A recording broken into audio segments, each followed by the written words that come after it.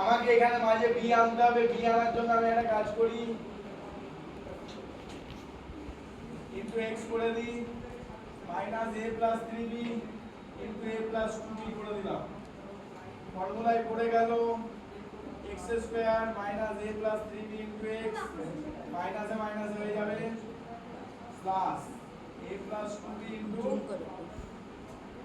minus a plus 3b into a plus 2b। আমি কি করব, x কমন নেব, x কমন নিলে কি করে থাকবে, x minus a minus 3b, আর এখান থেকে a plus 2b কমন নেব, তাহলে পড়ে থাকবে x minus a minus 3b। খুবই ইম্পর্টেন্ট, পড়ে যাবে এটা।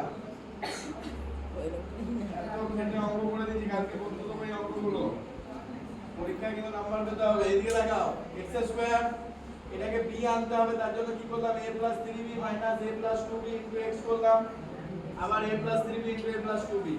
এইটার সঙ্গে x একবার গুণ হয়ে গেল, এটার সঙ্গে x একবার গুণ হয়ে গেল।